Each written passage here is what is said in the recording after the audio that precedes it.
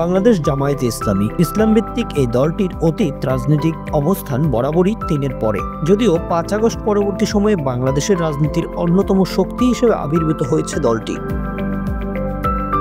দলটির নেতাকর্মীদের বড় একটি অংশের বিরুদ্ধে গুপ্তভাবে রাজনৈতিক কার্যক্রম পরিচালনার সাথে জড়িত থাকার অভিযোগ দীর্ঘদিনের। আদালতের রায়, রাজনৈতিক চাপ, এমনকি আন্তর্জাতিক সন্ত্রাস বিরোধী তৎপরতাও দমাতে পারেনি দলটির কার্যক্রম। ১৯৭১ সালে মুক্তিযুদ্ধের বিরোধিতা এবং মানবতা বিরোধী অপরাধের অভিযোগ নিয়ে এই দলটি দীর্ঘদিন ধরে বিতর্কের কেন্দ্রবিন্দুতে।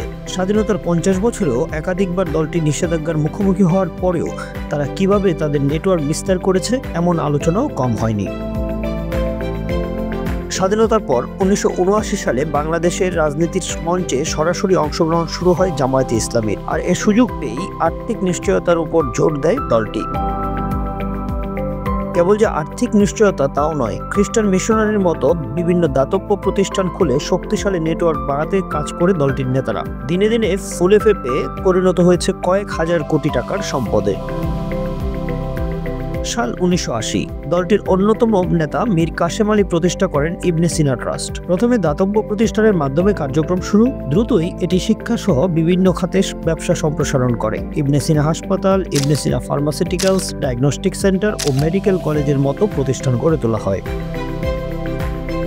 ইবনে সিনা ট্রাস্টের অধীনে পরিচালিত এই প্রতিষ্ঠানগুলো জামায়াতের কর্মীদের কর্মসংস্থান নিশ্চিত করার পাশাপাশি সাধারণ মানুষের কাছেও পৌঁছে যায়। এছাড়া ১৯৮৩ সালে শরিয়া ভিত্তিক বেসরকারি ব্যাংক ইসলামী ব্যাংক বাংলাদেশ প্রতিষ্ঠা করা হয়।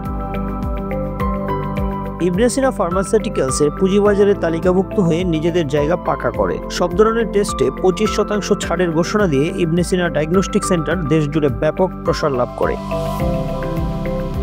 রাজনৈতিক বিশ্লেষকরা বলছেন, অর্থনৈতিক শক্তিই জামাতের মূল অস্ত্র। ইসলামী ব্যাংক, আল আরাফা ইসলামী ব্যাংক, শেয়ার বাজারে বিনিয়োগ, এসব প্রতিষ্ঠানের মাধ্যমে প্রবাহিত হাজার হাজার কোটি টাকা। শুধু ব্যাংক নয়, NGO, welfare trust, school, college সবখানেই তাদের শেকড়। বিশেষজ্ঞরা বলছেন, দলটি সরাসরি অতীতে নিষিদ্ধ হলেও তাদের অর্থনৈতিক জাল ভেঙে দেওয়া সম্ভব হয়নি। জামাত শুধু দেশীয় অর্থনীতির ভেতরে সীমাবদ্ধ নয়, বিদেশি রেমিটেন্স, চ্যারিটি ফান্ড, মধ্যপ্রাচ্যের অনুদান, এগুলোর মাধ্যমেও দলটি একটি বৈশ্বিক অর্থনৈতিক সংযোগ তৈরি করেছে। আর এই অর্থ আবার শিক্ষা প্রতিষ্ঠান, মিডিয়া হাউস, এমনকি অনলাইন ক্যাম্পেইনে ব্যবহৃত হয়। অর্থনৈতিক ক্ষমতার পাশাপাশি জামাত তাদের রাজনৈতিক ভবিষ্যৎ সুরক্ষিত করতে ছাত্র শাখা শিবিরের মাধ্যমে ক্যাম্পাস নিয়ন্ত্রণ করছে বহু বছর। শিক্ষা ব্যবস্থায় প্রভাব বিস্তার করে তারা আদর্শগত ভিত্তি তৈরি করে যাচ্ছে।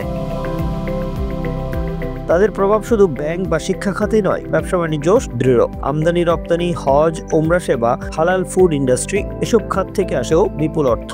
অনেক ক্ষেত্রে রাজনৈতিক পরিচয় গোপন করে প্রভাবশালী ব্যবসায়ী গোষ্ঠী তৈরি করা হয়েছে।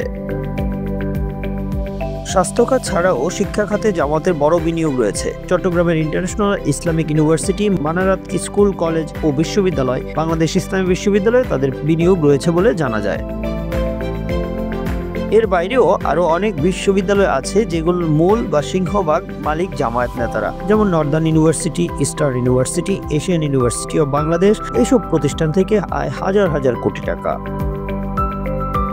এছাড়া সরাসরি পরিচালিত বেশ কিছু কোচিং সেন্টার রয়েছে জামায়াতের। বিশ্ববিদ্যালয় ভর্তির জন্য ফোকাস, মেডিকেল ভর্তির জন্য রেটিনা, ইঞ্জিনিয়ারিং এর জন্য কনক্রিট, কনসেপ্ট ও এক্সেলেন্ট কোচিং সেন্টারগুলো মূলত জামায়াত শিবিরের বিভিন্ন ফাউন্ডেশনের নামে প্রতিষ্ঠিত ও পরিচালিত।